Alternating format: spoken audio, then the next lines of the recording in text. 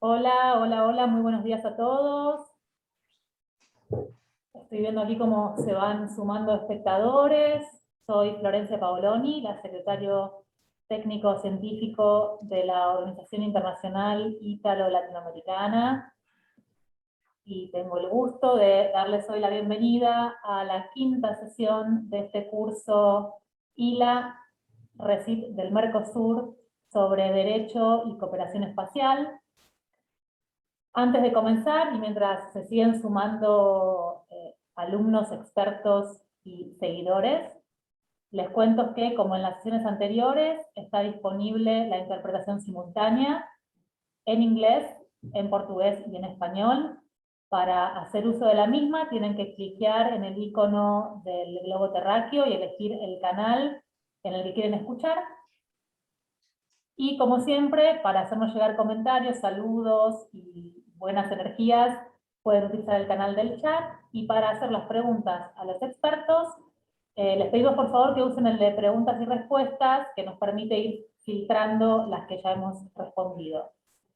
Les recuerdo que todas las clases que quedan por delante se realizarán martes y jueves a las 11 horas del Mercosur, 3 p.m. de Italia, y que aquellos que lo deseen podrán solicitar un certificado al finalizar el curso si es que han cumplido con el 70% de presencialidad online en la cursada. Antes de comenzar con la sesión de hoy y de presentarles a los dos expertos que hoy nos honran particularmente con su presencia, quiero contarles, como ya les habíamos comentado en las sesiones anteriores, en la ILA estamos inaugurando una sesión especial de nuestra biblioteca dedicada a la Space Policy y a la Space Law, que ya cuenta con algunos libros, todos de autores latinoamericanos, y quiero agradecer por este medio, ya lo hicimos por los canales correspondientes, pero lo quiero hacer aquí también, a la embajadora Inés Martínez Balinotti del Paraguay y a la doctora Eve Luisa Romero Talavera, que ayer nos hicieron llegar este libro que se llama Derecho Espacial, su desarrollo progresivo, y que a partir de ayer forma parte de nuestra biblioteca espacial latinoamericana aquí en Italia. Dicho esto, y para iniciar formalmente la sesión, ahora que ya veo que estamos con los espectadores más o menos online, vamos a abrir la sesión del día de hoy, cuyo tema es las Naciones Unidas y el espacio. Y para esto contamos con la presencia de dos expertos de altísimo nivel, quienes nos compartirán sus experiencias y conocimientos al respecto. Primero, tengo el honor enorme y el placer de volver a ver al señor Niklas Hetman, quien es jefe del Comité Sección de Asuntos Jurídicos y Políticos de la Oficina de las Naciones Unidas para Asuntos del Espacio Ultraterrestre, UNOSA. Niklas se desempeña como secretario de la Comisión Intergubernamental sobre Utilización del Espacio Ultraterrestre con Fines Pacíficos, COPOS, y su subcomisión de Asuntos Científicos y Técnicos y la subcomisión de Asuntos Jurídicos. Es responsable del programa de creación de capacidad de la UNOSA sobre Derecho y Políticas Espaciales, y antes de unirse a las Naciones Unidas en 2006, trabajó en el Ministerio de Relaciones Exteriores de Suecia, principalmente en las áreas de asuntos oceánicos y derecho del mar, asuntos espaciales y derecho espacial, así como en temas de armas biológicas y misiles. Actualmente se desempeña además como vicepresidente del panel COSPAR sobre protección planetaria. Luego de la presentación del señor Hetman, vamos a tener también el gusto y el honor de compartir una charla a cargo del señor André Rippel, quien es un diplomático brasileño de carrera, ha trabajado con la cooperación internacional desde 2011. Una de sus principales áreas de especialización es la diplomacia multilateral y la diplomacia espacial, que ocupa un lugar especial entre sus preferencias. Antes de su traslado a Moscú, donde está actualmente, y donde dirige la sección de Ciencia, Tecnología e Innovación de la Embajada de Brasil, trabajó en la representación brasilera en Viena, donde lideró la delegación brasileña en las reuniones de COPUOS en varias ocasiones. De hecho, en 2019, durante su presidencia del comité, se aprobaron los lineamientos para la sostenibilidad espacial a largo plazo.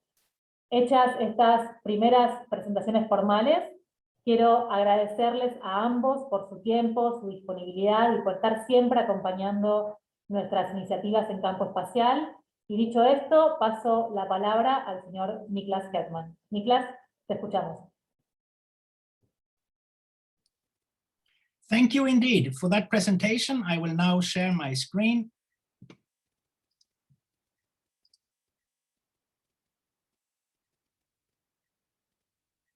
Excellent. You can hear me well? All fine?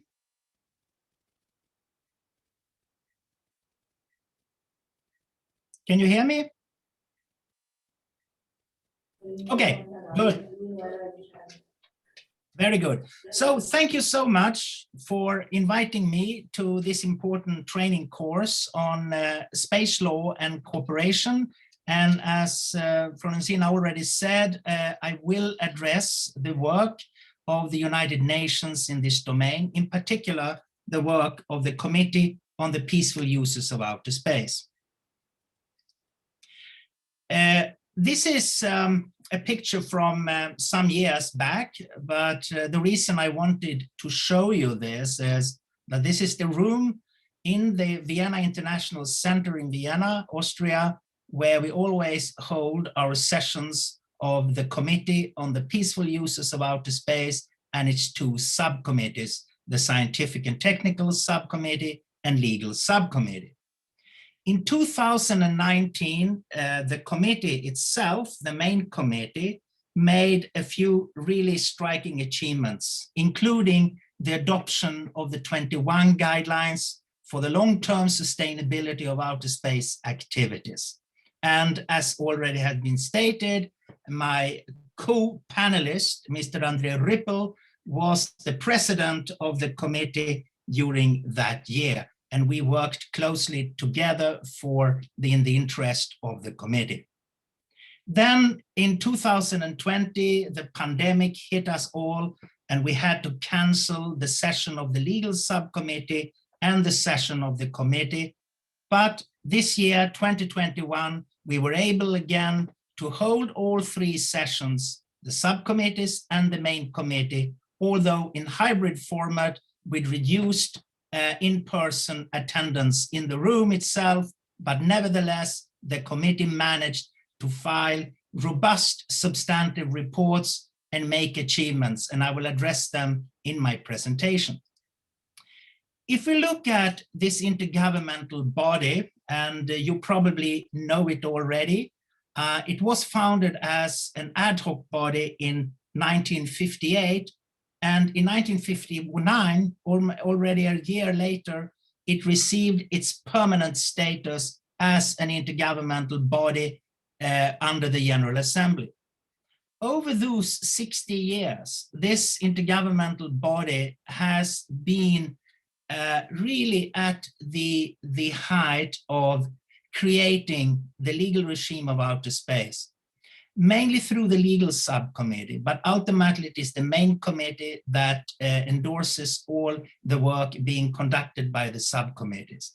So this intergovernmental body is vested with treaty-making mandate, and the 5 UN treaties on outer space and several other instruments forming part of the legal regime of outer space have been created and negotiated and endorsed, eventually adopted by this intergovernmental body. We started off with only 18 states members way back in 1958, and now in 2020, 2021, we have 95 states members, and the number is increasing. So you can see there is a steadily increase in the membership of this intergovernmental body. We also work with a number of permanent observer organizations, both intergovernmental and non-governmental. And obviously, we report every year to the General Assembly, where we have a standing resolution labeled International Cooperation in the Peaceful Uses of Outer Space.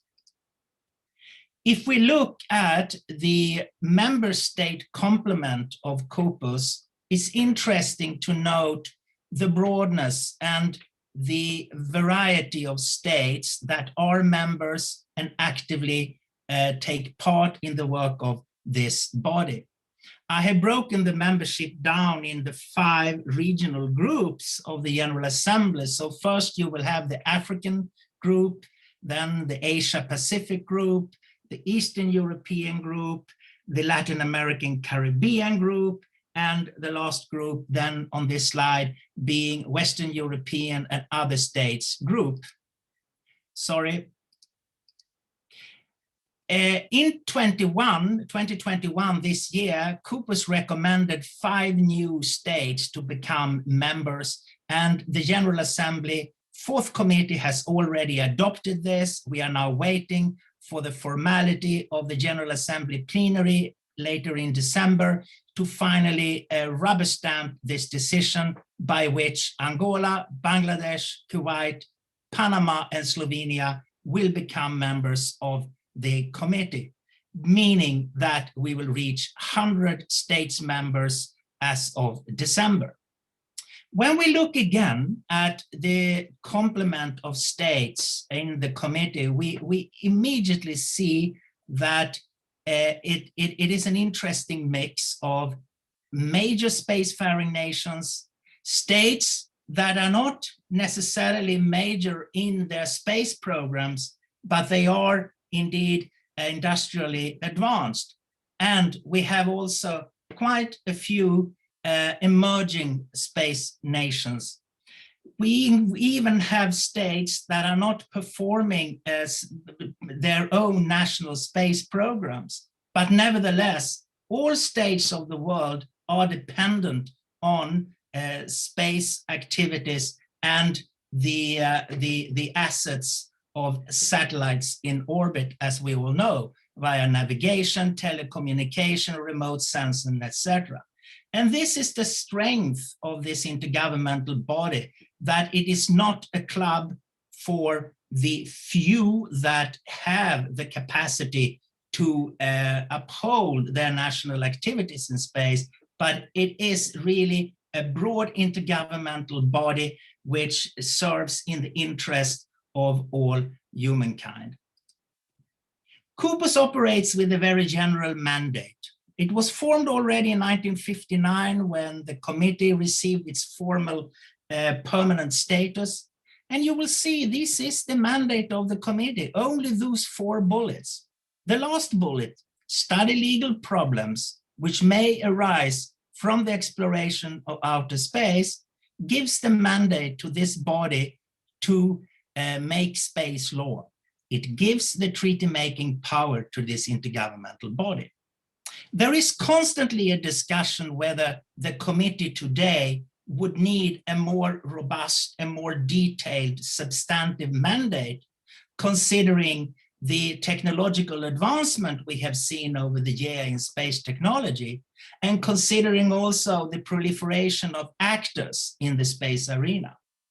Other says that, no, we don't need a more detailed or formalized mandate because the committee has been able over 60 years to achieve things and really make progress with this general mandate. So on a contrary basis, this is a strength of the committee. So those 2 schools are there, and there is a constant discussion accordingly. If we look at that mandate, given that mandate, and see what the committee and its subcommittees today are really focusing on.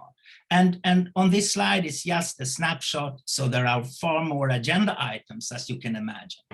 But we can immediately see that there is a way of looking into certain thematic areas of space activities.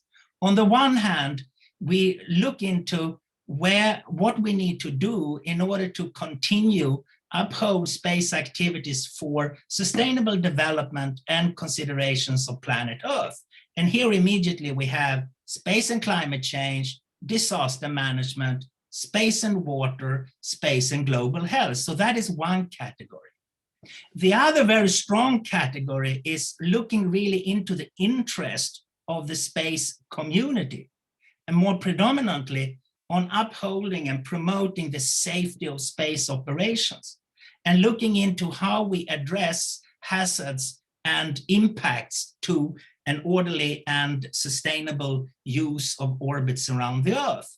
And the most problematic issue there is obviously space debris, but we also look into areas such as space weather, which is also an impact to activities in orbit and on the ground.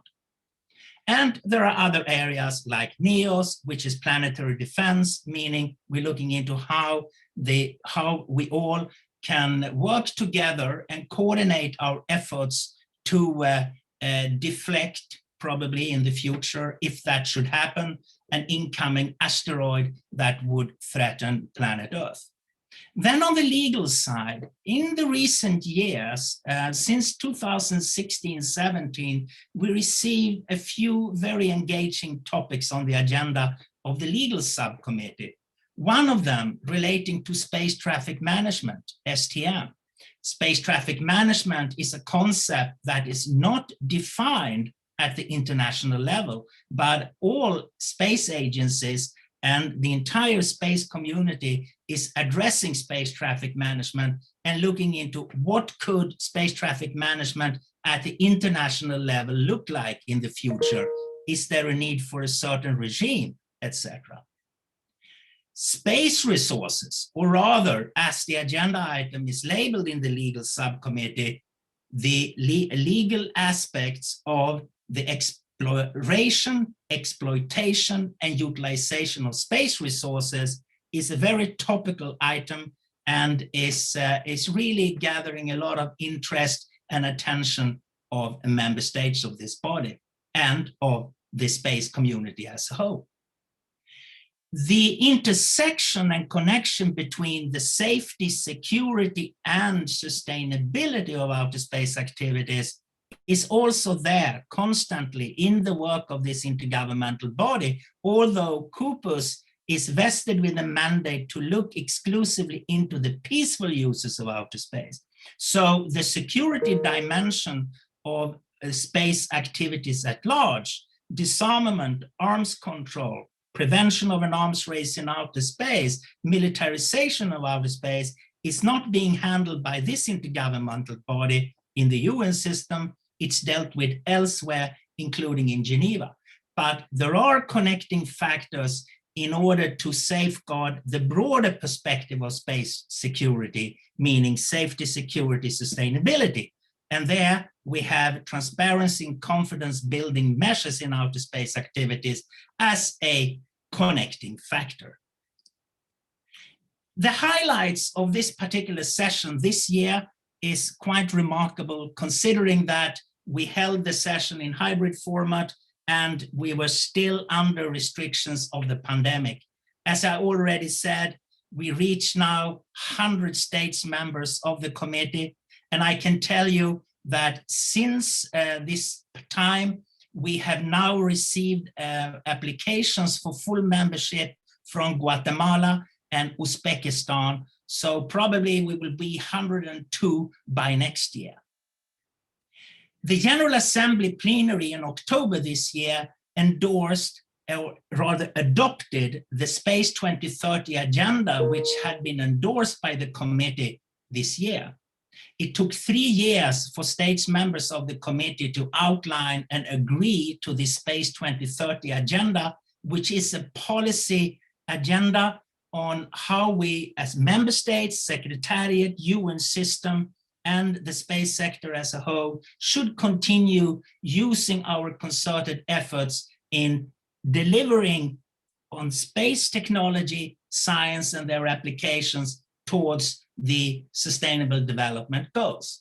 And I have given you there the text of the symbol number of the document that you can download from the United Nations official document system. Another interesting feature is the proclamation of an annual International Moon Day which was eventually included in the General Assembly resolution, and you have the number of the resolution down there, but you can check the text on the official documentation platform of the UN. So the General Assembly has now proclaimed that every year on 20th of July, there will be a celebration or an observation with awareness increasing surrounding the International Moon Day. Another topic I want to mention here that is coming strongly and where we will have a debate at the upcoming session of the Scientific and Technical Subcommittee in February next year is on dark and quiet skies, namely the interest of the astronomical community to continue conducting observations of the star skies free from interference of satellites, meaning light and sound pollution. We have several issues and concerns in this regard, not least given the I would say, increasing amount of satellites being placed in orbit, forming part of large and mega constellations. So this is a topical issue, and it will be on the agenda as of this session in February. UN-OSA, shortly, it's not only dealing with COPUS. We serve as the secretariat to COPUS, but the Office for Outer Space Affairs is also really a par excellence, a capacity builder, where we are organizing activities, training programs all around the world in really representing science, technology, law, and policy. So the full dimension of space applications and space activities. And that is really a prime feature of this office. And I'm sure that many of you represent countries where you have had some relationship with the office in terms of capacity building activities or in disaster management through our UN SPIDER program. UN-OSA is also have also a legal mandate, which is quite interesting because if you read the treaties and the other instruments under the legal regime of outer space, you will see that there are certain obligations vested with the Secretary General of the United Nations, and those obligations are delegated to the Office for Outer Space Affairs. The most important example here is the maintaining of the central register of objects launched into outer space, which this office is upholding. A little bit about other UN entities, and I have in this slide and the following slide listed not all, but prime entities of the UN system that are using space science and technology applications in support of their own mandated programs. The organization here that singles out is obviously the International Telecommunication Union, because ITU also has a space-related dedicated mandate in free radio frequency spectrum allocations and also the slotting of satellite slots in the geostationary orbit. So it is really ITU that deals with all the frequency allocations of all communication, all satellites that are being launched into outer space. So that is a very, very distinct space-related mandate of ITU. Otherwise, of those entities of the UN system depending on space technology, it's more of those entities using space applications in support of their already given mandates. UN-OSA is then again unique in the sense that we really deal only with the use of space assets and also promoting the way that the world should use space assets for their benefit. And that is also the unique mandate of this office. If we go back and look at the governance phases of COPUS, it's interesting to note that more or less 20 years, the first between 60 and 80, the 5 treaties were formed. And that was obviously, as we now know today, a dynamic period of creating the legal regime of outer space. But then in the 80s, and it took more or less 20 years again, the committee started looking at alternative mechanisms in the form of principles. Those principles are four, and they are not legally binding instruments. So they constitute what we normally call soft law. So they are distinct from the treaties, but the language on the principles are very much close to treaty language. Further down, 20 to 2020, the committee looked more into how states are implementing their rights and obligations under the legally binding treaties. So we have a series of resolutions being adopted where we really look into what is the common interpretation of certain elements in the treaties and look into how states are implementing those. And in this bulk, we of course obviously also have guidelines like the space debris mitigation guidelines, and now lately the 2019 guidelines on the long-term sustainability of outer space activities. And of course, obviously 2020 and beyond, we don't know what type of instruments, regimes the international community will adopt. It all depends on the consensus in decision-making of this intergovernmental body. A little bit about the LTS guidelines, because it might be interesting to you. You will find the text in the Coopers report from 2019 in its Annex 2. When you read the guidelines, you will see that this is quite difficult to really get a picture of what is recommended, what should be done, because it is a policy instrument. It is a policy instrument, and this is captured here by text from its preamble, which really puts the finger on the non-legally binding nature of this instrument. And when we look into the substance, if you look into the substance, the core objective of the LTS guidelines is to promote the safety of space operations, to reduce any situation, any event that could cause a collision or otherwise a fragmentation of satellites, meaning that more space debris would be created. So that is the core of those LTS guidelines. And there is a very strong connection between the recommendations in the guidelines and supervision of national activities and the way that states are registering their space activities, authorizing their national activities, and licensing them. So there is a connection to the legal regime of outer space when you look into the guidelines on LTS.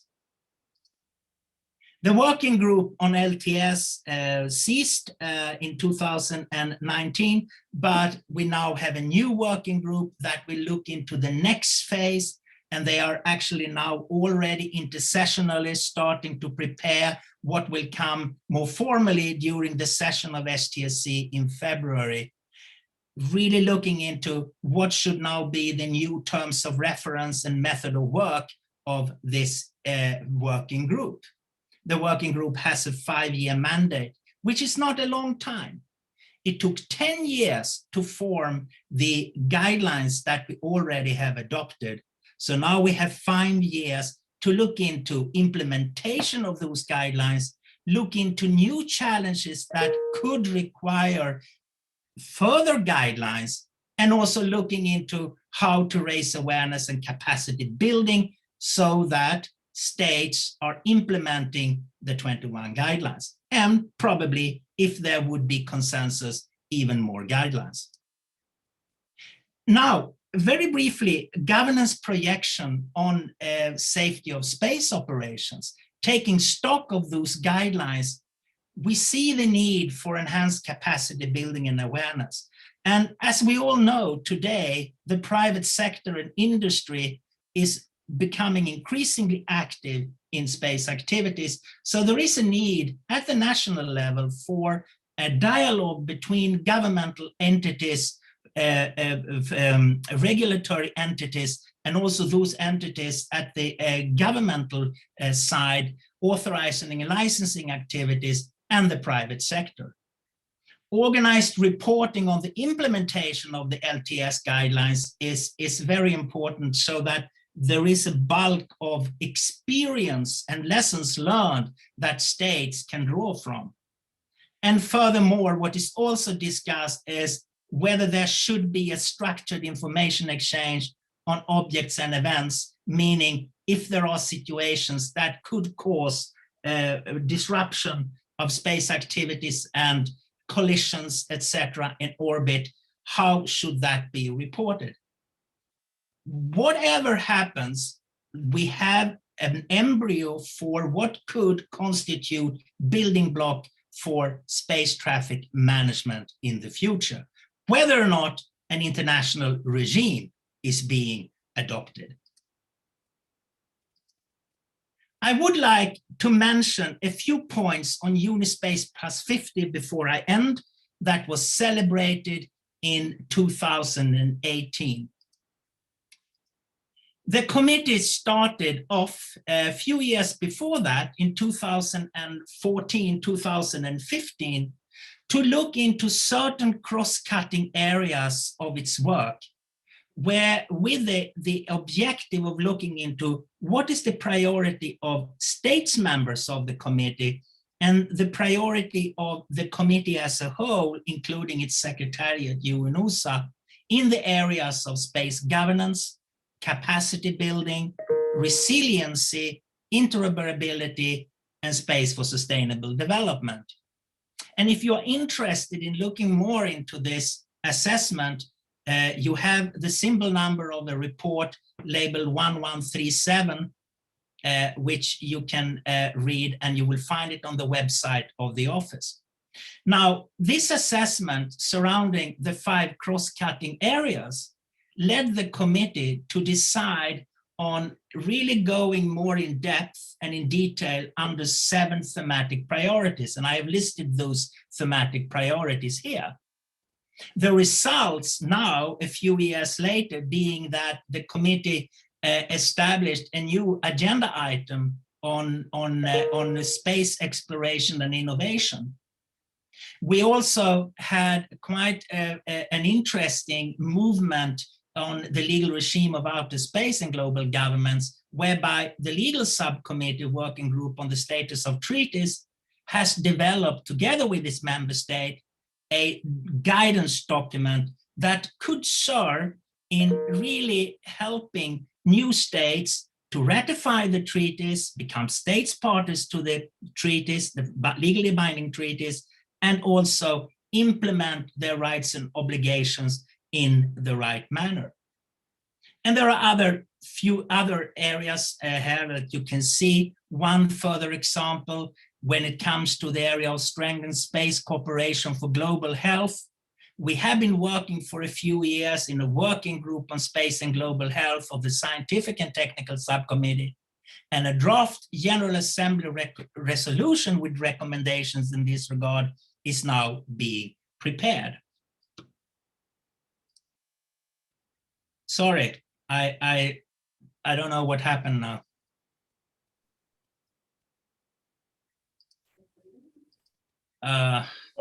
¿Qué sucede?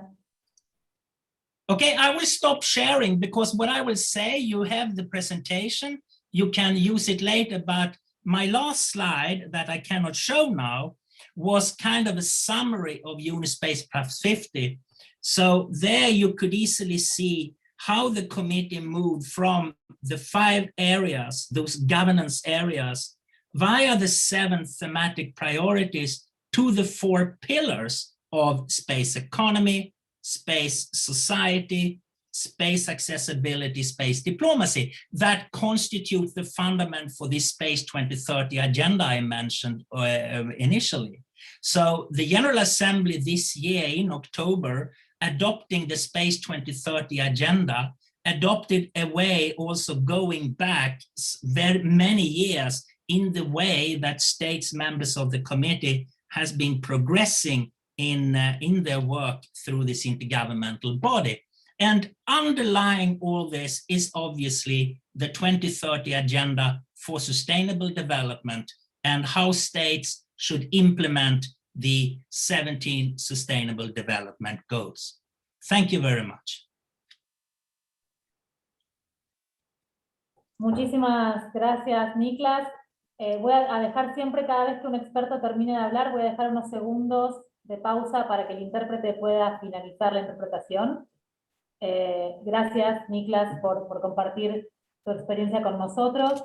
Quiero destacar algo que dijiste al inicio de tu presentación, y es que la Oficina de Naciones Unidas para los Asuntos Espaciales no es un club para aquellos que tienen capacidades, sino que está abierto e invita a todos los estados a ser miembros, porque justamente todos los estados dependen de las tecnologías espaciales para prácticamente todo, como nos pasa a todos, no solo a los estados.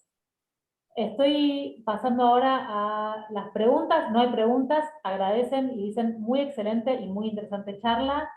Voy a aprovechar yo para hacer una consulta que viene de las sesiones anteriores, muy puntualmente sobre el tema de que los tratados, los 5 tratados espaciales, son non-legally binding. Y una pregunta que surge muy a menudo es si se está pensando en la evolución de estos tratados o de un nuevo tratado que sea, no sé cómo se dice en español, que digamos que comprometa legalmente a los estados.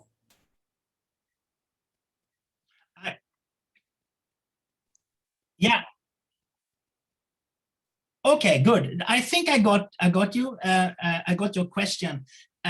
Yes. So what is interesting when we look at the legal regime of outer space, it constitutes the legally binding treaties, the 5 treaties, and then several other instruments.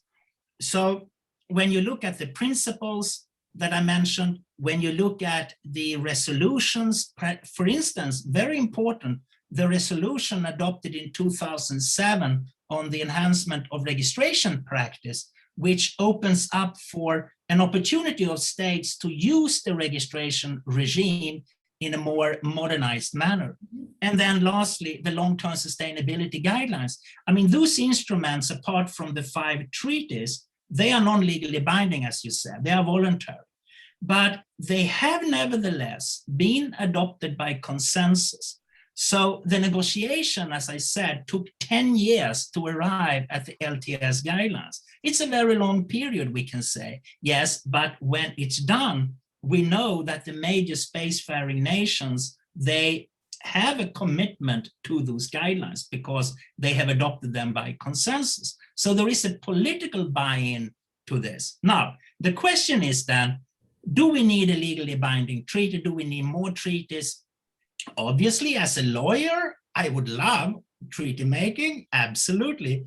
But when we look at the way that states are operating in the political context, which is through COPUOS, there is no consensus today on arriving at any legally binding instrument in the foreseeable future.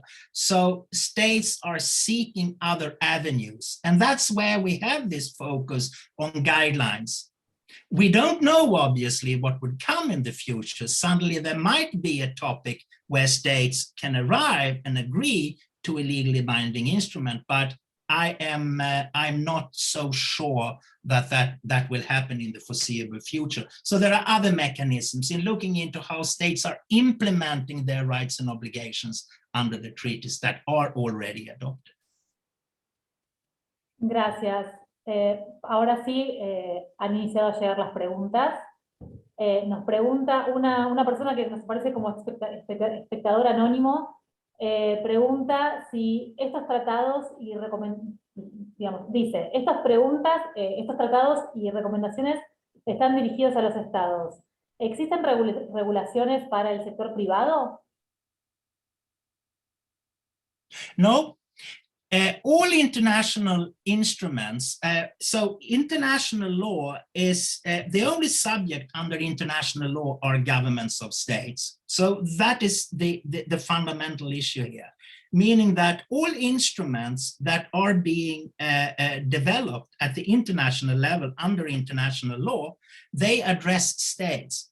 It is for states to implement their rights and obligations, and thereby fostering a responsible behavior, if I put it that way, and responsible conducting of space activities by non-governmental entities under their jurisdiction. Study the Outer Space Treaty Article 6, which is the core article of the Outer Space Treaty, really putting this straight, that states must authorize and license activities of non-governmental entities. How states do that is a constant debate, and that is why the international community is developing those guidelines, for instance, the long-term sustainability guidelines. That is why we have the General Assembly resolution from 2011, I think, on a national space legislation, helping states to get impetus for how they should legislate according to the needs of their own national space activities. So it's very much an obligation of states in how they implement their rights and obligations under the treaties. Muchas gracias, muy claro. Una última pregunta antes de pasar a André Ripoll y luego hacemos una ronda de preguntas para ambos. Hernán Sala pregunta, quisiera saber a partir de qué altura sobre el nivel del mar tienen aplicación las recomendaciones y normativas espaciales internacionales.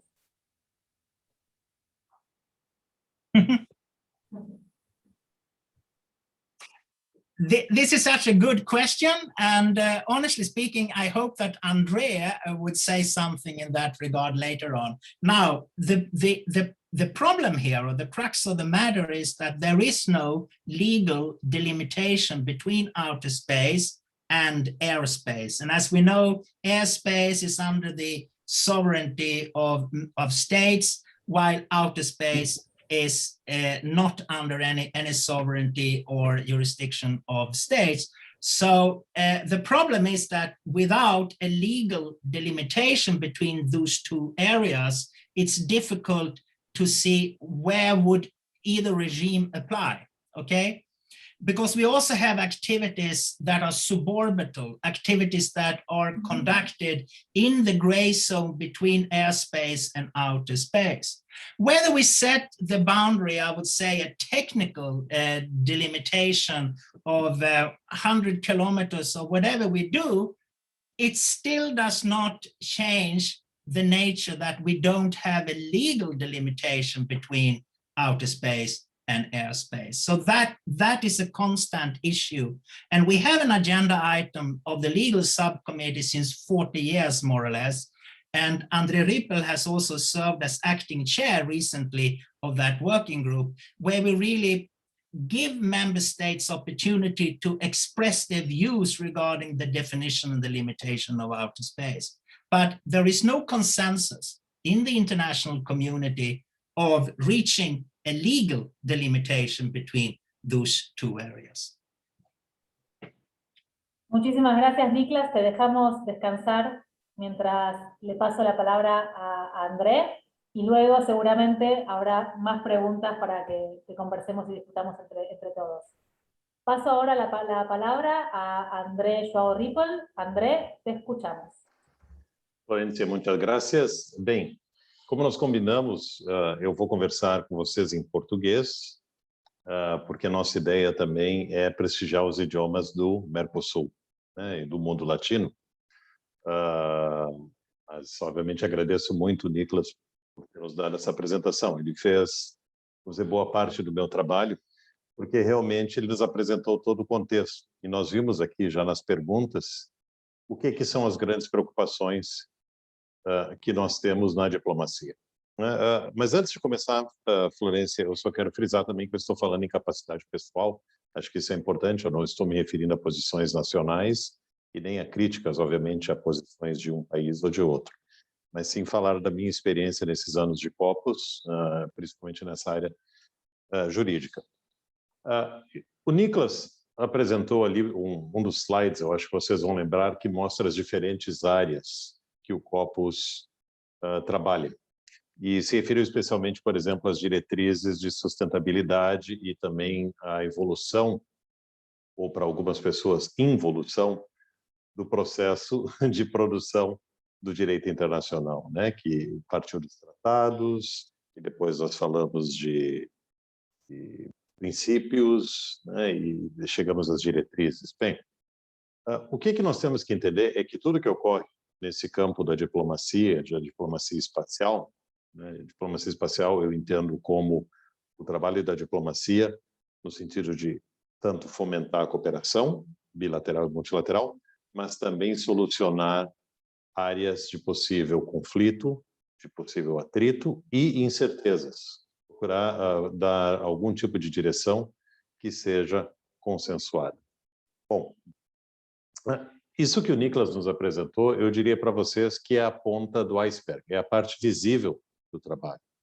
Porque quando os diplomatas se reúnem numa reunião, fórum como o Corpus e seus subcomitês, ou em Nova York, ou em Genebra, na Conferência para o Desarmamento, ou em reuniões específicas, o que eles trazem ali são uma série de preocupações. Então, esses tópicos que vocês viram ali que são discutidos, né, o uso de energia nuclear no espaço, detritos espaciais, as diretrizes de sustentabilidade, eles são reflexos das preocupações que os países, principalmente, têm e vêm identificando na medida em que vão conduzindo atividades espaciais. E aí nós temos que refletir um pouquinho como isso mudou ao longo dos anos. O Nicolas se referiu mostrando o que nós fazíamos. Lá nos anos 60 nós tivemos os tratados. E por que hoje nós não temos mais nenhum tratado? O Nicolas falou isso bem claramente. Ele não vê que no futuro próximo nós vamos ter a negociação de um novo tratado juridicamente vinculante para determinar como nós vamos lidar com algumas questões que estão ocorrendo. O mundo na década de 60 era muito diferente, né? Vocês devem lembrar ali, o Nicolas mencionou que o Corpus começou no final da década de 50. E o que havia acontecido ali? A União Soviética tinha lançado o Sputnik como a dianteira da corrida espacial. Isso provocou uma reação dos Estados Unidos e os países passaram a década de 60 numa competição até que isso teve um fim, um ponto marcante, que foi a chegada do homem na Lua, que os Estados Unidos aí, de certa forma, deu um sinal que tinha um domínio de todo um ciclo de operações espaciais que se queria naquela época, né, que se almejava naquela época. Isso prosseguiu um pouco ao longo da década de 70, mas chegou num momento que ficou claro que a União Soviética não iria mais mandar um homem para a Lua. As tecnologias missilísticas que tinham sido desenvolvidas já estavam maduras, tanto que os Estados Unidos migrou o sistema de lançamentos para um veículo reutilizável, né? Então, houve todo esse tipo de mudança.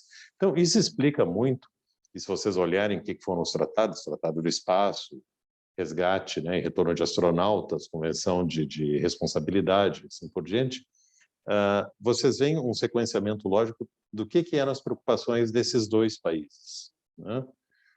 Ou seja, naquela época você não previa ou não imaginava que você iria ter um Corpus com 100 membros e não sei quantos desses países hoje capazes de fazerem lançamentos, e muito menos que você teria atores privados colocando o Capitão Kirk numa cápsula para fazer um voo suborbital, né? Imagina se você voltasse no tempo dos anos 60 e chegasse no seriado e dissesse, não, você vai para o espaço daqui a uns 40, 50 anos, num voo privado. Isso não era inimaginável, né? Então, isso foi mudando.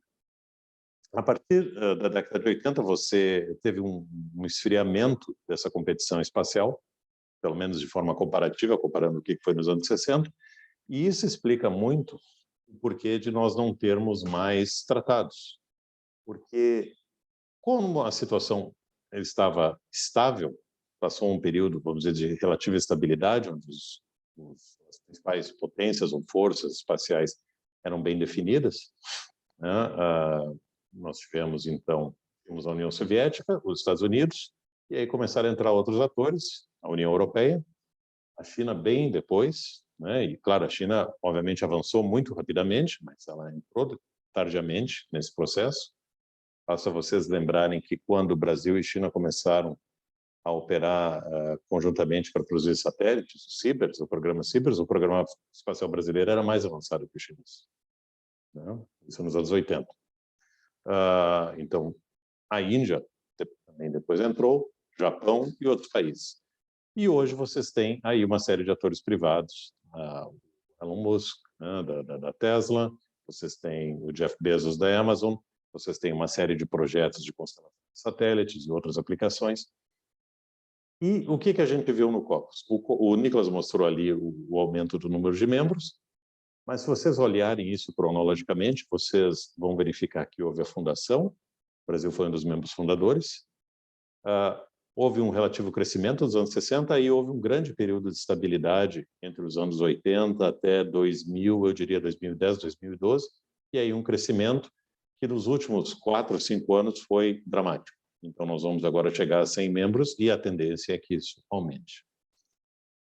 O que isso significa? O que isso representa é que os países estão cada vez mais preocupados ou estão se dando conta da importância de, entender o que está acontecendo nesse debate, o que são esses sistemas espaciais, e 2, como é que isso pode beneficiar as atividades, ou melhor, atender às necessidades que eu tenho dentro do país. E aí você fala de toda a área de aplicações espaciais.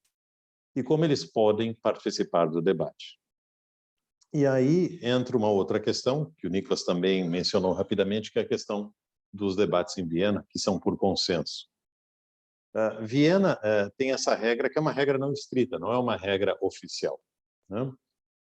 Não está escrita em termos de procedimento formal que todas as decisões são por consenso. Mas isso é algo que se estabeleceu ao longo dos anos e passou a ser um costume. É um costume de lei internacional, se poderia dizer.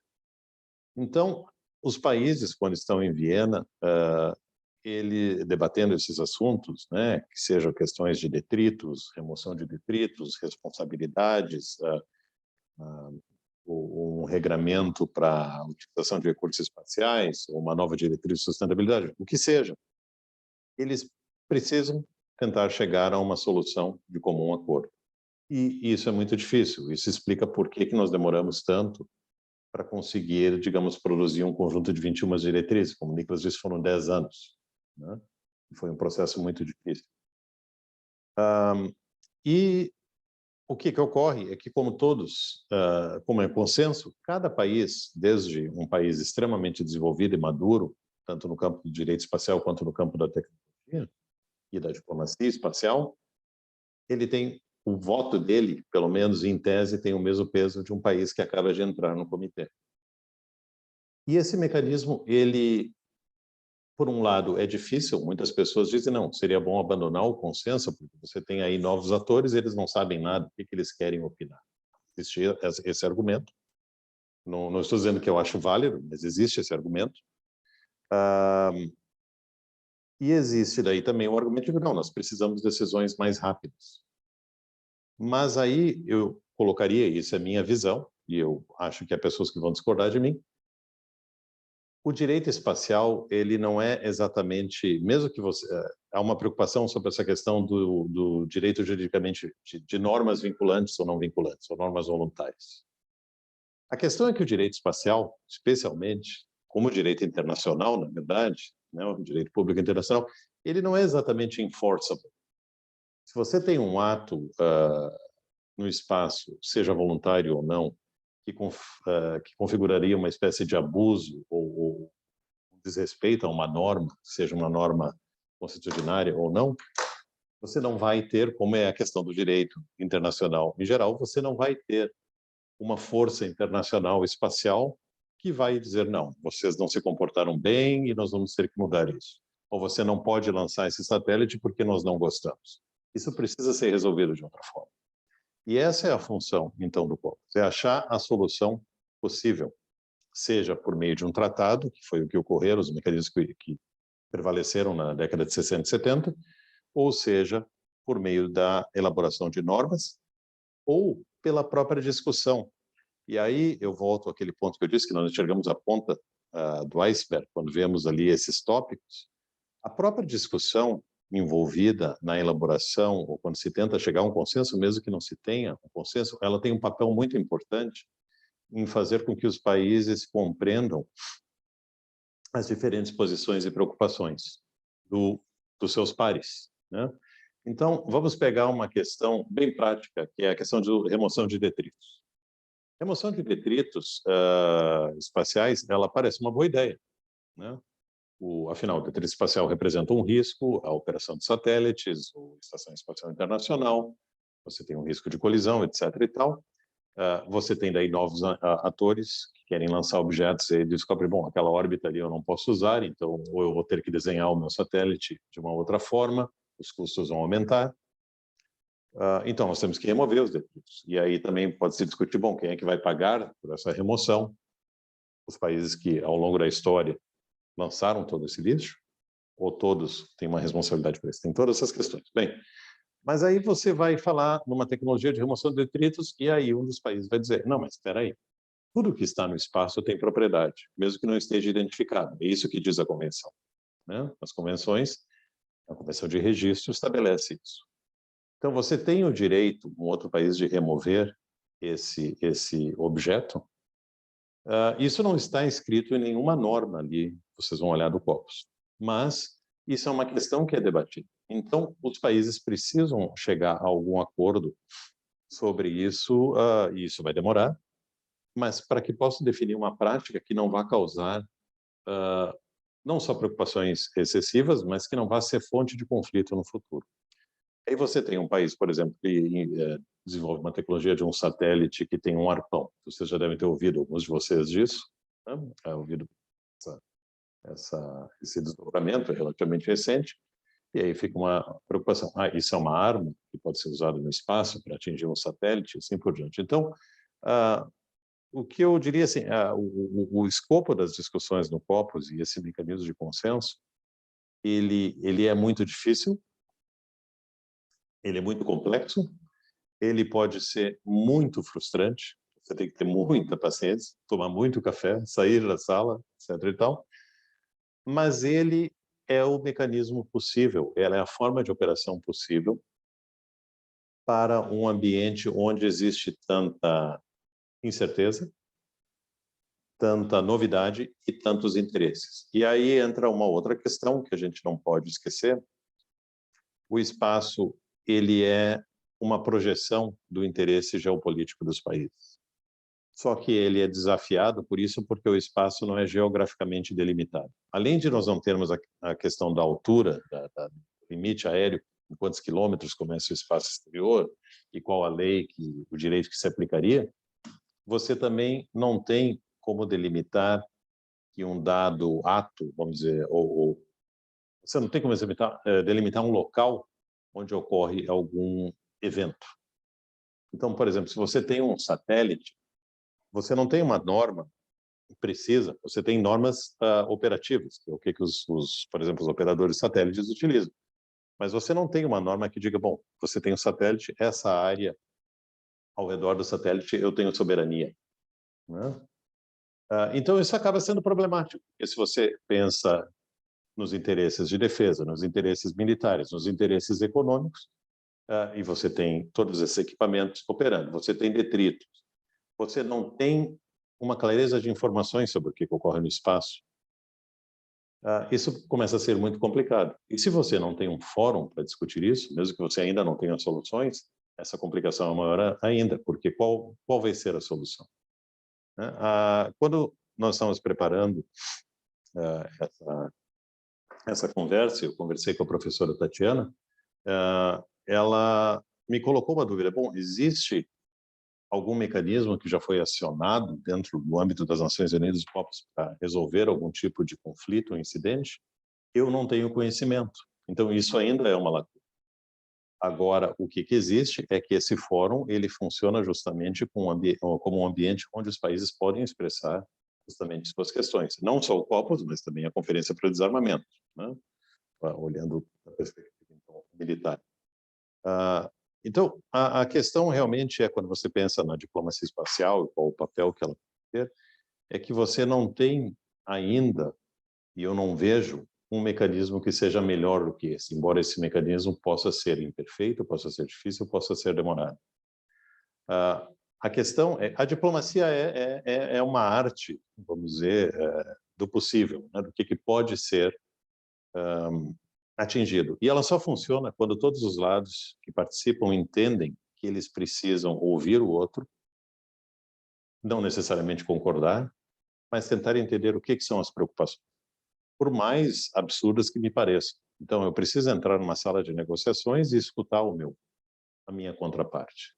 E não preciso concordar, mas eu preciso saber, bom, ele está colocando isso seja por um interesse econômico, seja porque ele quer complicar minha vida, pode ser, né? Seja como uma estratégia de negociação, mas aqui eu tenho uma chance de manter o diálogo. Qual é a alternativa a isso? Se eu não tenho esse ambiente de diálogo, por mais complicado que esse mecanismo seja, o que resta, né? E no espaço isso seria muito arriscado. Então, nós abandonarmos tentativas de diálogo, ou mecanismos, ou algo assim, não é uma opção viável.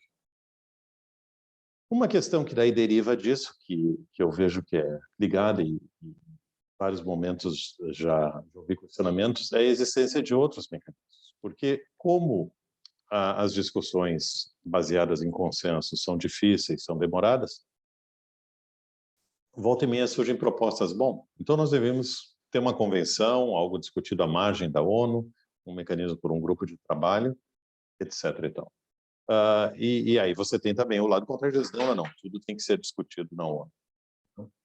Eu vejo que isso é uma visão minha, isso é um falso dilema. Você pode ter discussões paralelas, né?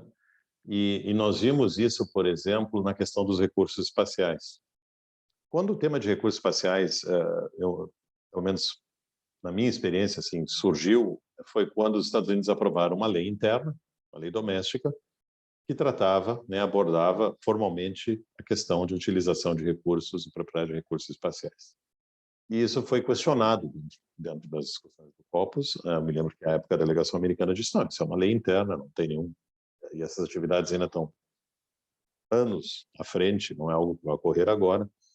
E isso foi um dos fatores, não o único, que estimulou a formação de um grupo em Haia, que acabou preparando um conjunto de princípios, ou blocos, para estabelecimento de um regime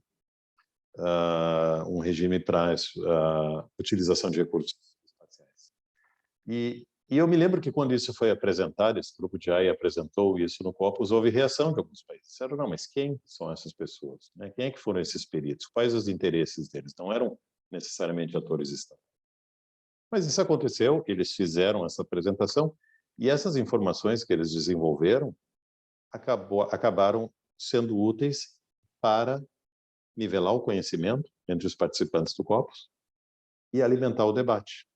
Então, quando as pessoas me dizem, não, você não pode ter mecanismos externos ao Copos, ao sistema multilateral da ONU, não, isso não é necessariamente um axioma, não é um fato.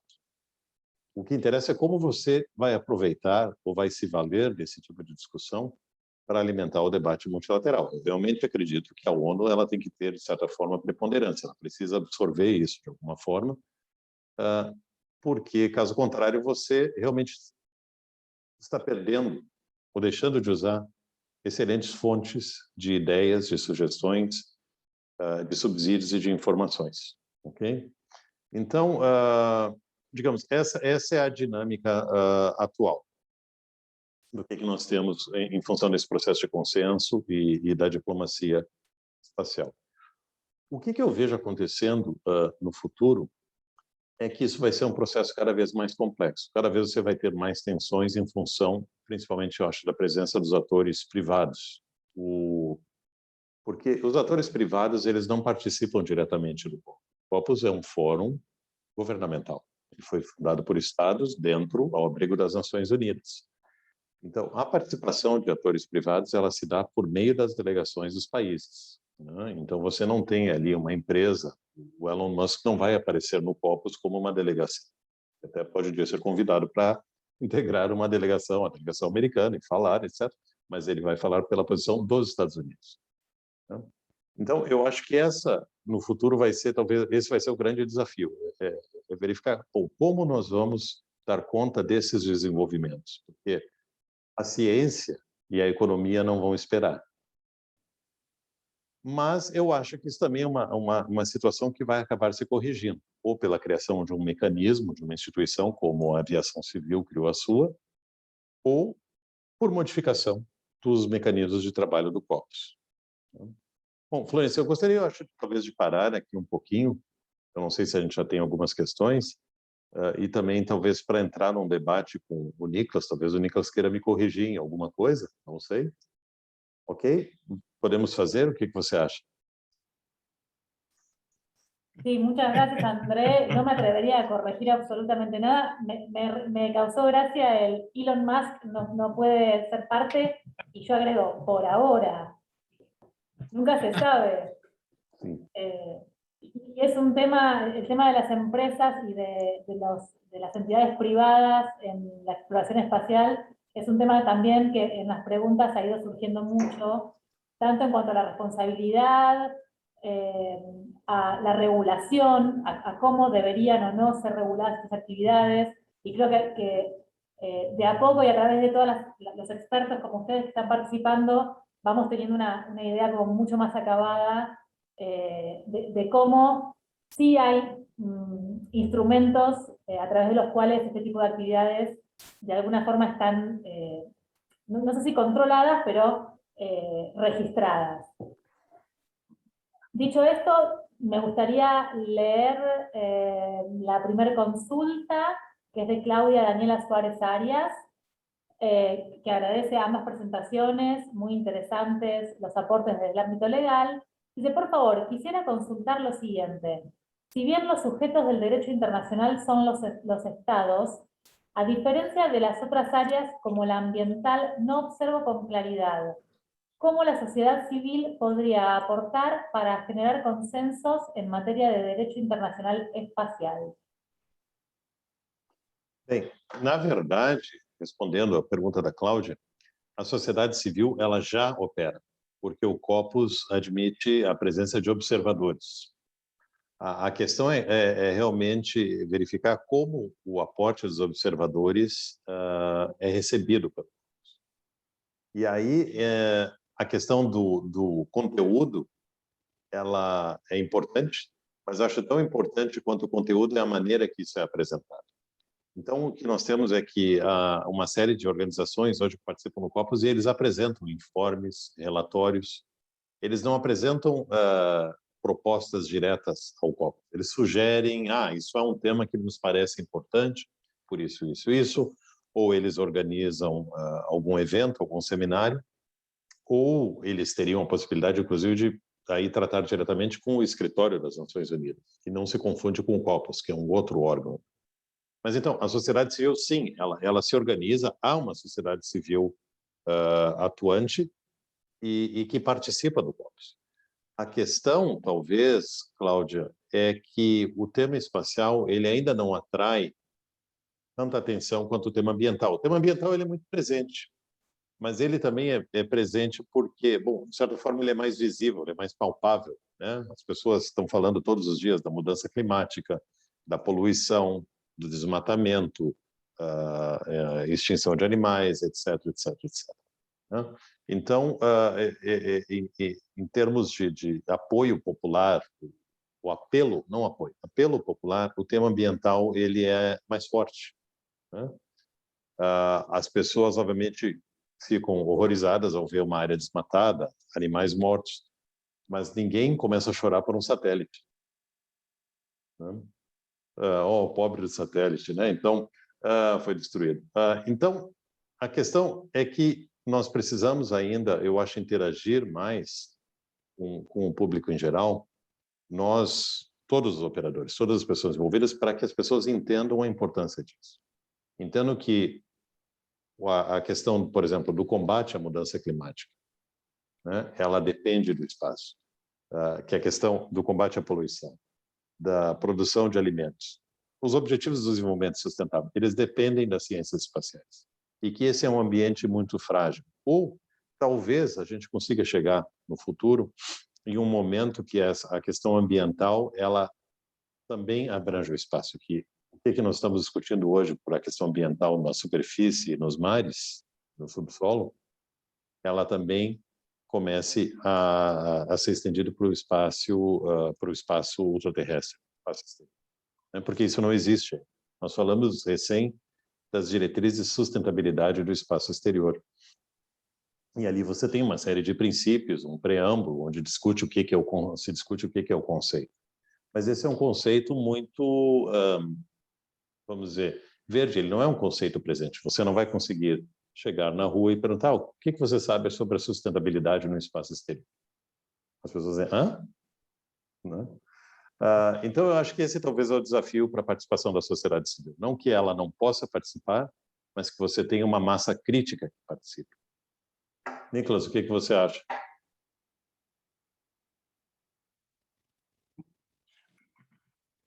Yeah, can I say something? Andrea, first of all, thank you. I mean, you attributed a lot of your presentation to me. I heard my name mentioned so many times. Wow, I'm indebted to you. Excellent. I have taken a lot of notes of what you said, and there is a lot of really interesting, in-depth issues that we can continue debating here. The geopolitical concerns, the self-regulation concept that we are adapting in COOPUS now, the lack of enforcement mechanisms. But I would just like to make a point on what we're discussing now, going from the question you received right now. This is so interesting from a legal perspective, because in this course, you can discuss this further. If you look at Article 3 of the Outer Space Treaty, it clearly says that states shall adapt international law and the charter to their national space activities. I mean, whatever the language is in Article 3, but it means basically that international law is applicable to outer space activities, not only the rules and regulations stipulated by the legal regime of outer space. So in space activities, states also have to consider international environmental law and other areas of international law, public international law, as we're talking here. And here comes the question, in what sense shall states adapt international environmental law, for instance, to the conduct of activities in orbit, in the near-Earth environment, the space environment, and also to what extent should states adopt international environmental law into their activities, future activities on the moon and other celestial bodies in terms of exploration, exploitation, and utilization of space resources. And this is not an easy question. Look at the Outer Space Treaty Article 9, which makes a mix of the principle of due regard, harmful contamination, and harmful interference of space activities. And then see how environmental law, as it has developed over the past 50 years, could influence future activities of states in outer space. This is not an easy issue, you see. I don't have a straight answer, but international law is applicable at large to space activities, not only the legal regime of outer space. And that is very important.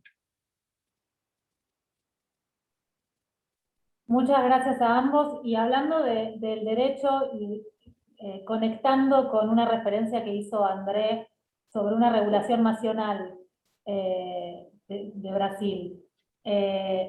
Sabemos que hay muy pocos países que tienen leyes nacionales espaciales. ¿Ustedes creen que esto sería, digamos, una expansión, un desarrollo de regulación nacional sería beneficioso o que podría llegar a bloquear procesos multilaterales o consensos globales? Francis, se me permite, eu acho que sim. Eu acho que os países terem essa preocupação, isso é muito positivo porque indica que você tem pessoas que estão pensando sobre o tema.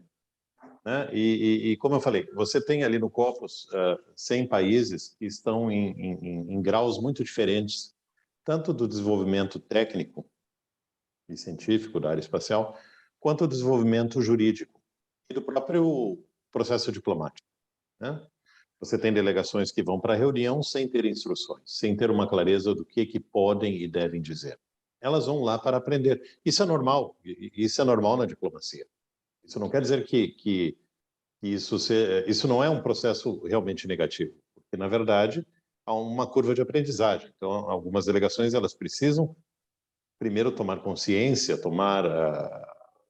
entender quais são os temas e qual a importância dos temas e quais são as possíveis posições que se pode ter. Né? Bom, então, mas isso então na esfera internacional. Mas qual é a relação disso? Isso tem a relação com o direito interno, porque os países chegam num momento eles vão se dar conta, não, eu preciso ter algum tipo de regramento, porque mesmo que eu não vá me tornar um Estado lançador, eu vou, por exemplo, utilizar serviços de satélite, ou eventualmente, hoje em dia, querer lançar um nano, um microsatélite, um satélite universitário, ou eu vou querer desenvolver serviços de sensoriamento remoto e compartilhamento de dados. Enfim, e eu preciso ter uma normativa para isso. Né? Então, eu acho que a questão do direito, ter uma lei geral interna, ela é muito importante porque ela atribui responsabilidades e ela estabelece quais são os conceitos que os legisladores e operadores precisam ter. Normalmente, o que a gente verifica é que esse processo ou começa por uma agência de comunicações, se o país tem um foco no uso do espaço para a área de telecomunicações, né? Ou começa com um setor militar, normalmente força aérea, mas não necessariamente, por uma questão de analogia, né? Por uma questão de informações sobre o espaço geográfico, território, etc. E a partir daí se desenvolve para a sociedade civil. Claro, isso são só 2 modelos, vamos dizer, muito comuns. Mas o principal, eu acho, da questão da lei interna é isso, é ela ser o debate sobre a lei interna, melhor dizendo. Não, a lei interna já é o produto final. Mas o início de um debate sobre a lei interna é sempre um processo importante, porque ele mostra que o país está começando a se preocupar e ele vai ter que tomar posições ou decisões sobre quais são suas posições em relação a grandes temas da área espacial. Mesmo que ele não vá ser um Estado lançador, mesmo que ele vá ser um usuário de serviços espaciais. Muchas gracias. Y ahora una última pregunta que sé que da para un seminario aparte. Para ambos o para el que quiera responder, Marina Lima pregunta si el derecho espacial puede ser útil para ayudar a alcanzar los objetivos de la Agenda 2030. Ella pone Agenda Space 2030, supongo que hablará de la Agenda 2030 en general.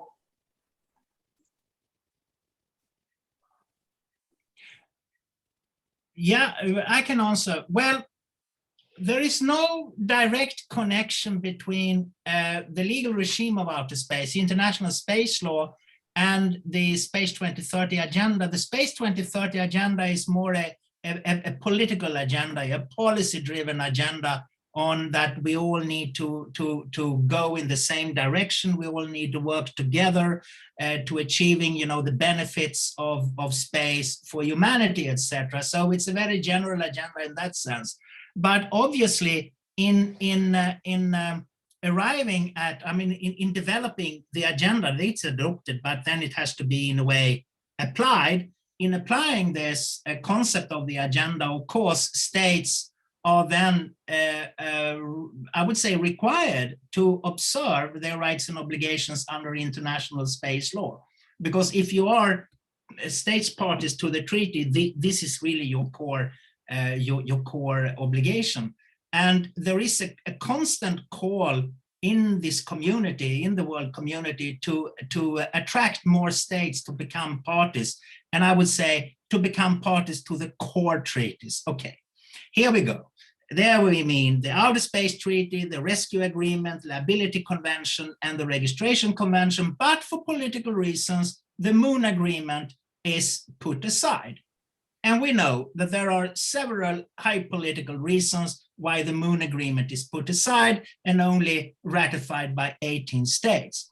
Now, what is interesting here, and I just want to mention this, what is interesting here with this development on space resources in the committee is that it only took 3 years for this intergovernmental body to establish a working group under a terms of reference and method of work this year, which means that next year, this working group or the legal subcommittee will be able to start discussing substance under a 5-year mandate.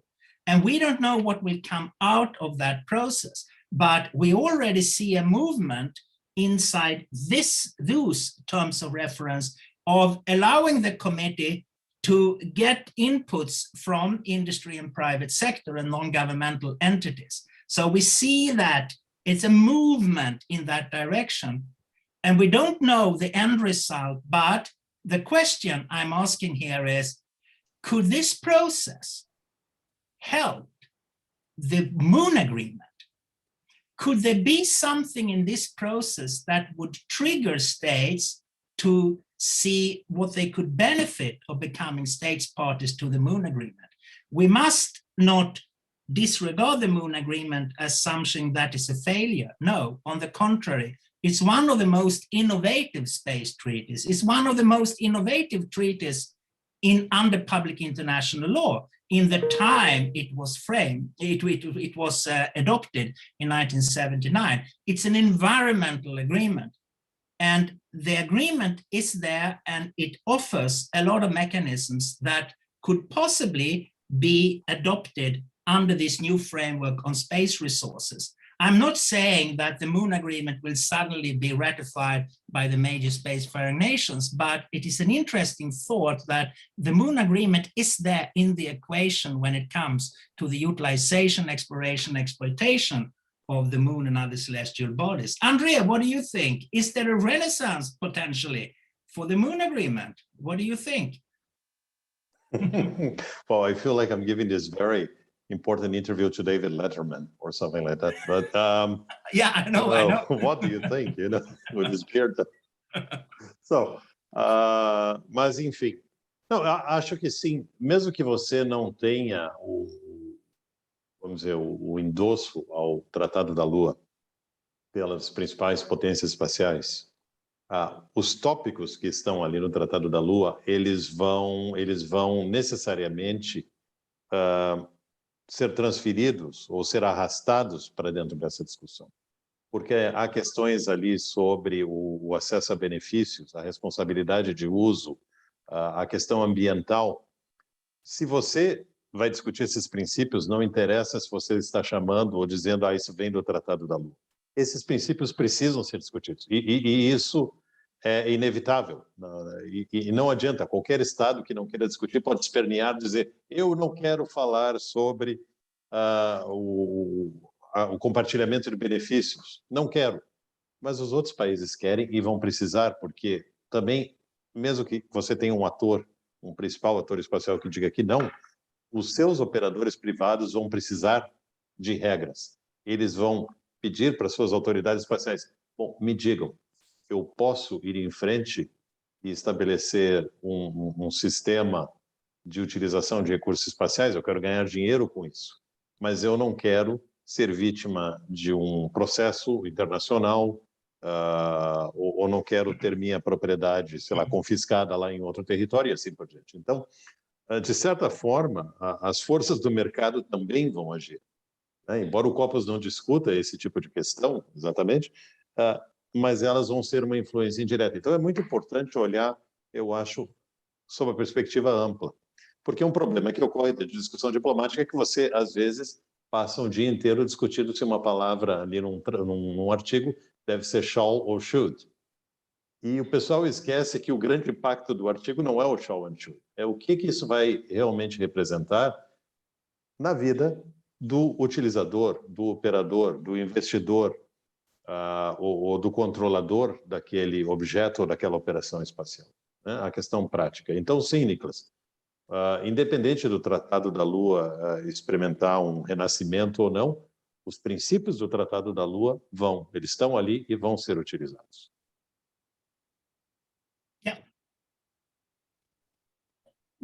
Muchas gracias, y ahora le voy a pasar la palabra a mi colega, la doctora Tatiana, para que ella les haga una consulta y luego sí ya cerramos esta sesión.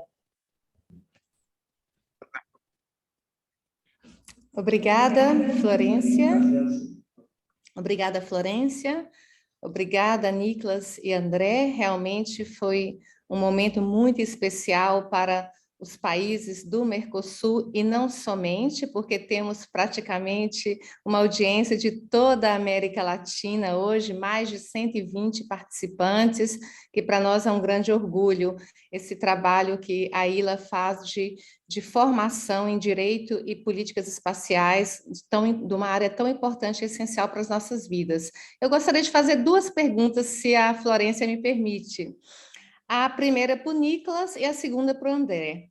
Para o Nicolas, eu gostaria de perguntar, porque nós sabemos que o Escritório das Nações Unidas para o Espaço, o UNOOSA, tem uma função muito importante, que é manter, em nome do secretário-geral das Nações Unidas, o registro internacional de objetos espaciais lançados do espaço.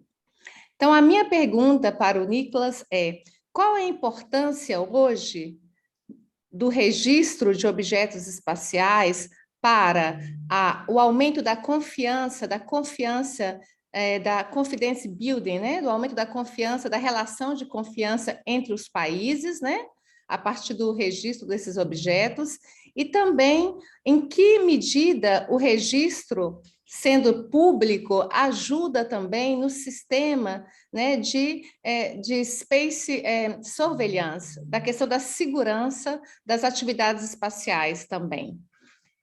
Primeira pergunta. Segunda pergunta para o André, que ele, como foi o presidente do COPUS, quando da aprovação em 2019 das 21 diretrizes, né, para a sustentabilidade das atividades espaciais, nós vimos na sessão em que a doutora Marta Gageiro e eu falamos sobre detritos espaciais e sustentabilidade das atividades espaciais, e Space Traffic Management, que esse grupo de trabalho ele foi renovado por mais 5 anos, né, com a presidência da Índia, para verificar a implementação dessas diretrizes e também avaliar a criação de possíveis novas diretrizes. Então, a pergunta é: se existem mecanismos novos, né, para essa implementação, já que elas não são obrigatórias, não são bindings, que forma de trabalho, se você tem conhecimento, enquanto delegado brasileiro, de como esse grupo renovado pretende trabalhar? Ele é um grupo de trabalho do Comitê Científico e Técnico. Existe um diálogo com o subcomitê jurídico? Obrigada.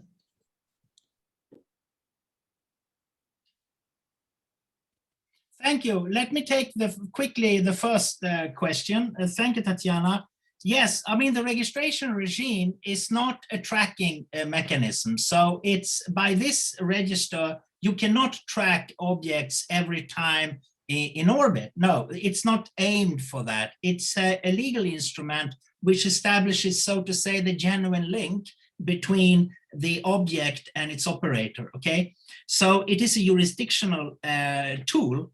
And it also is a transparency and confidence building tool because it establishes an awareness of objects that are in orbit, okay? Now, it can also be used, and that is one of the aims of the registration regime, is that it helps in identifying objects that, for instance, has crash landed on the territory of a state, you know, outside of the state of operation. The challenge today is the sharp increase in deployment of satellites in orbit, where we see more of the large and mega constellations being planned and being deployed. And it's a remarkable rise in the amount of objects that we see being registered. And through the registration, we obviously then have the mirror seeing what is being deployed in orbit, okay? And that is a challenge on many grounds. Mega constellation is something that is now coming into the work of the committee, both in the legal and the scientific sphere, to really see how should states handle the planning and operation of mega constellations. This is really a big issue now in the near future. Big issue.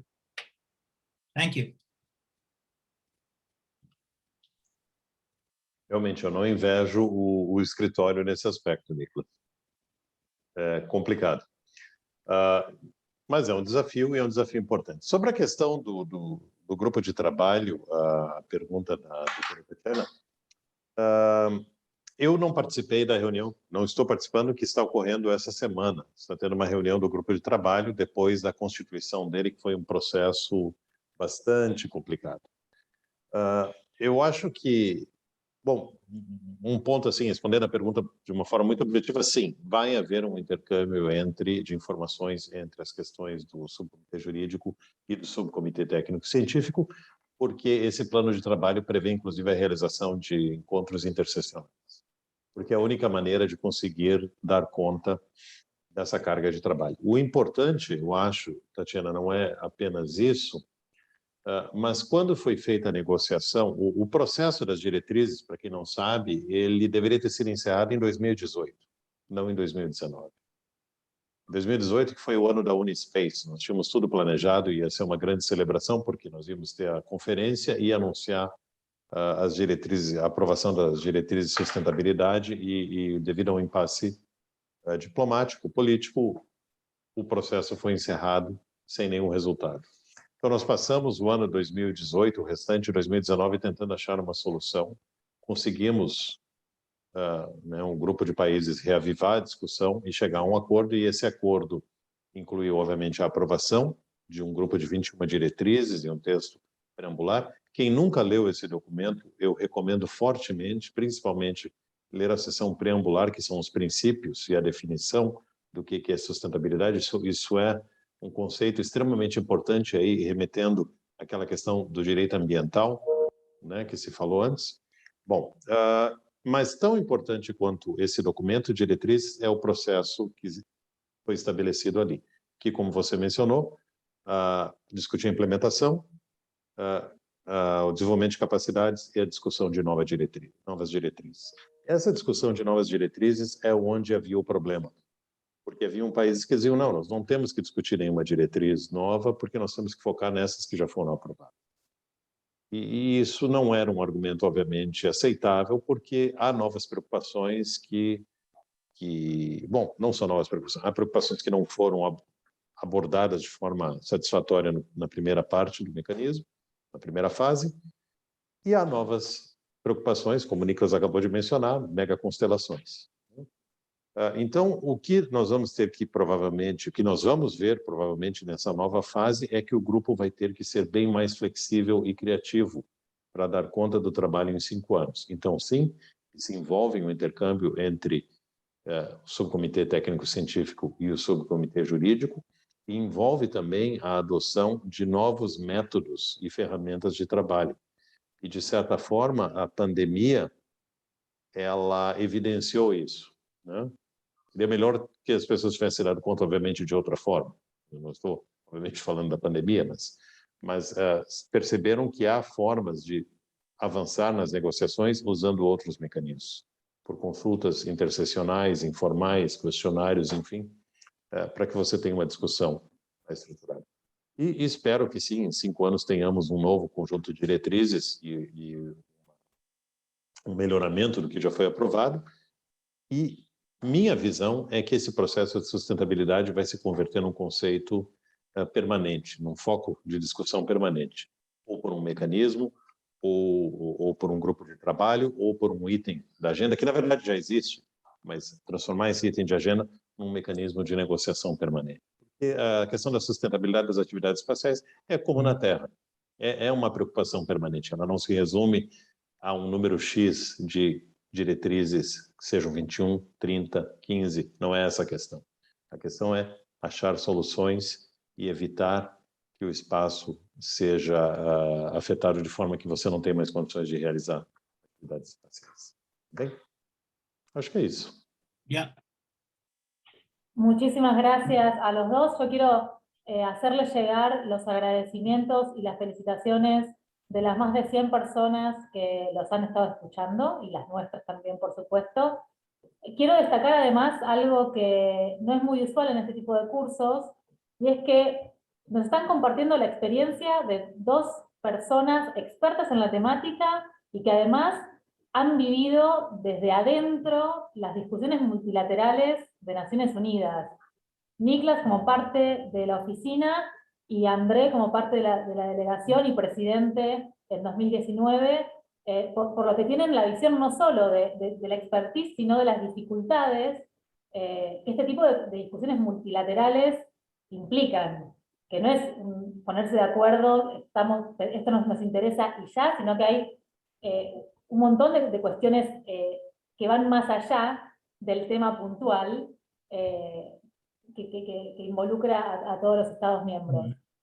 Dicho esto, les quiero agradecer nuevamente por la disponibilidad, por estar siempre atentos a nuestras invitaciones. Quiero agradecerle obviamente también al equipo de la ILA que está organizando conmigo este evento, a Tatiana, a Mauro, a Martina, a todos los chicos de comunicación y ceremonial, por supuesto a toda la gente de la RECIP, del Mercosur, del Ministerio de Ciencia de Argentina, del CONACYT de Paraguay, de Uruguay y de Brasil, y a nuestras delegaciones aquí en Roma, a través de las cuales, por ejemplo, tuvimos el gusto de contactar a André, que si bien éramos ya conocidos, fueron ellos quienes nos abrieron la puerta para contactarlo. Para los estudiantes, los expertos y el público que nos acompaña, les recuerdo que nos volvemos a ver el jueves a las 11 de la mañana del Mercosur, 3 de la tarde de Europa. En el caso, la clase del día jueves va a estar a cargo del doctor Marco Ferrazzani, responsable del área legal de la Agencia Espacial Europea. Les recomiendo, es otra clase como la de hoy, altamente recomendable. Los esperamos a todos, y nuevamente gracias a Niklas y a André. Espero verlos en los primeros meses del año próximo, si Dios quiere, aquí en Roma.